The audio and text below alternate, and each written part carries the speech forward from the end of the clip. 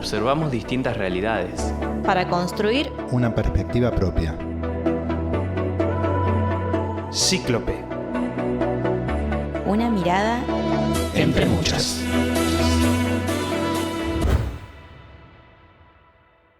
Necesitamos seguir trabajando por una justicia que nos ampare, por trabajo digno para las mujeres, porque todo lo que tiene que ver con las tareas de cuidado sean reivindicadas y valoradas. Las mujeres después de la pandemia hemos sido más castigadas por la desocupación y también por los salarios más bajos. Históricamente las mujeres ocupamos cargos de menor jerarquía, cargos menos valorados en los puestos de trabajo y por lo tanto salarialmente estamos más empobrecidas que los varones.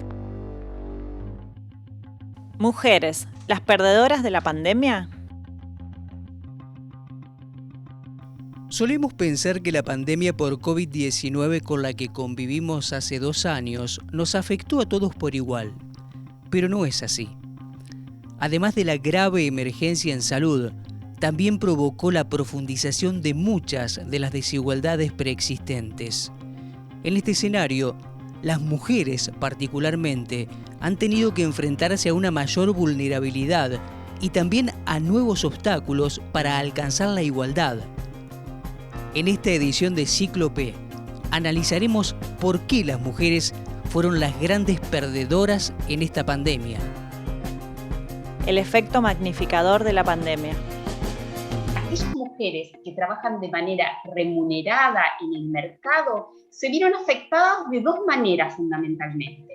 Por un lado, porque los nichos en los cuales se insertan buena parte de las mujeres que trabajan en el mercado de trabajo, lo hacen en aquellos sectores que más sufrieron con la pandemia. Los sectores laborales donde se insertan la mayor parte de las mujeres que trabajan fueron los sectores más afectados desde el punto de vista económico por la pandemia. Eso por un lado.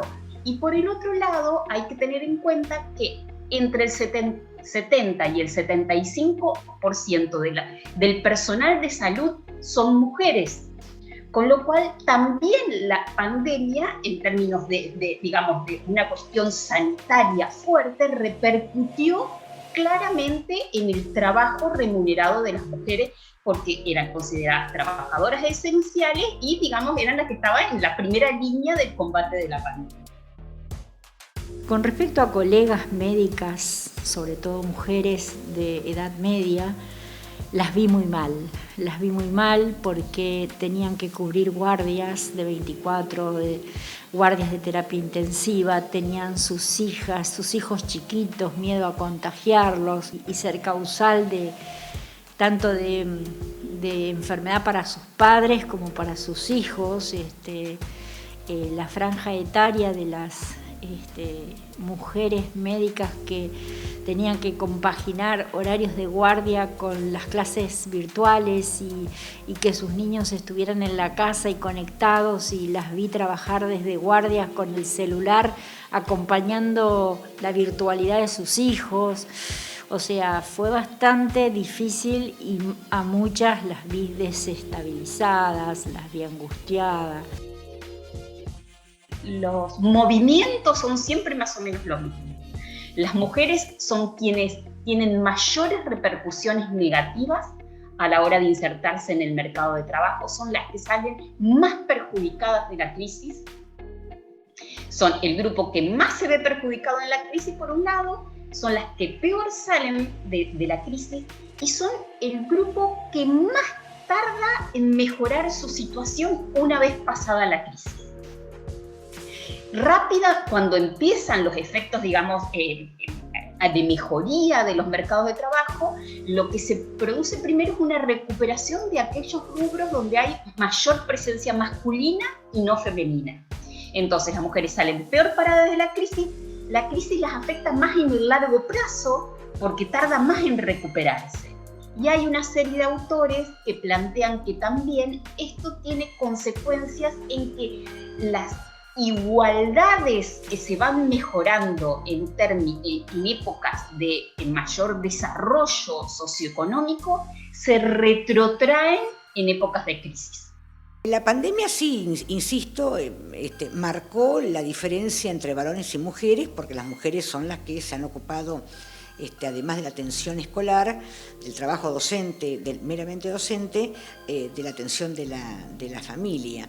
Pero me parece que vamos por un camino de plantear igualdad de condiciones de trabajo, obviamente igualdad salarial y fundamentalmente igualdad de posibilidades, de oportunidades, digamos, ¿no? Porque en el caso de la docencia, no todas las mujeres pueden tener una cierta cantidad de horas o 2 cargos.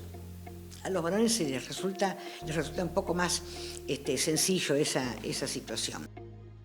Muchas recurrieron a renuncias de trabajos, hay un gran porcentaje de renuncias que, bueno, empezaron ahora a retomar sus actividades laborales, pero esas renuncias también les generaba impotencia, porque yo estudié, soy médica, estudié para esto y en plena necesidad no puedo brindarme.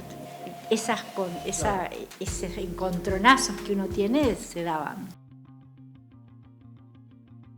Las mujeres dedican 3 veces más tiempo que los hombres a lo que se denominan tareas de cuidado, que incluyen la planificación y realización de tareas domésticas y la atención a infancias, ancianos o personas con discapacidad o enfermos dentro de la familia. Esto genera que puedan contar con menos tiempo para realizar tareas remuneradas y que no puedan alcanzar puestos jerárquicos. La importancia de las tareas de cuidado. Y los médicos de igual edad, muchos tienen paridad con sus esposas médicas o con sus esposas no médicas, tienen un rol bastante participativo y se los ve. Yo escucho a médicos jóvenes, también tuvieron su angustia, también tuvieron su disrupción de vida, pero yo creo que de alguna manera tenían como menos carga social, probablemente, porque tenían como más justificativos, digamos. Lo que hizo la pandemia es lo que nosotros llamamos hacer un estallido y llevar al primer plano de la discusión las actividades de cuidado, que no es que antes no se hacían, antes se hacían y fundamentalmente eran realizadas por las mujeres, solo que la pandemia lo que hizo es profundizar la cantidad de horas que se necesitan para realizar ese trabajo. Yo creo que las mujeres médicas, esta pandemia, que están en plena actividad, consultorio, guardias, y que están a su vez criando niños, tenían, por ejemplo, las personas que venían a ayudar a su casa, las niñeras no iban, faltaban, no tenían quien reemplazara sus actividades. Por ejemplo, hay un altísimo porcentaje de mujeres que trabajan prestando servicio de limpieza en otros hogares de manera remunerada, ¿no es cierto? Y esa actividad durante el confinamiento no se pudo realizar. Sabemos además que la mayor parte de ese trabajo se realiza de manera informal, con lo cual el hecho de no poder realizar ese trabajo les afectó claramente de forma económica. Si le tenemos que buscar un lado positivo, es que la desigualdad quedó a la luz. Digamos, se mostró claramente las desigualdades que hay, se mostró claramente la importancia de las tareas de cuidado, y en el caso de la docencia, todo el mundo reivindicó el valor de la escuela como motor de organización social, y reivindicó también el rol del docente, y los padres mismos han reconocido que obviamente no es lo mismo que los padres puedan enseñar que obviamente lo haga un docente. Los cambios sociales son lentos y complejos. Es poco probable que la realidad de las mujeres cambie sin políticas concretas que intervengan en la gestión y reparto de las tareas de cuidado. El camino a la igualdad. Si uno hace un balance, creo que hay un debilitamiento general, hay un replanteo. En muchas médicas mujeres, lo escucho al pasar, un replanteo en cuanto a ¿por qué no elegí otra cosa? pandemia abrió esas brechas, las profundizó más aún las brechas. Por eso nosotros siempre decimos que la igualdad o el camino a la igualdad no solo se consigue con bienestar económico, se consigue también con políticas activas que permitan con el paso del tiempo ir disminuyendo acortando esa brecha. Pero nosotros las mujeres venimos advirtiendo las desigualdades y las discriminaciones en el ámbito laboral, en el ámbito familiar, en los ámbitos sociales, culturales, políticos, gremiales, desde hace mucho tiempo. Lo que hizo la pandemia es mostrarlas más crudamente. Es decir, como que todo el mundo habló de eso, de alguna manera, ¿no? Y entonces se fortaleció el reclamo de las mujeres y ahora hay que dar respuesta claramente a eso. Y la respuesta está en el Estado nacional, en los estados provinciales, está en los empleadores, está en la actividad que hacemos en los gremios, en la actividad política, en los partidos políticos, en los ámbitos legislativos, digamos, normar, reglar de alguna manera para que esa desigualdad vaya desaparezca definitivamente y esas brechas no implican estas discriminaciones. No solo dependemos de políticas claramente de desarrollo económico, sino también políticas activas de igualdad de género.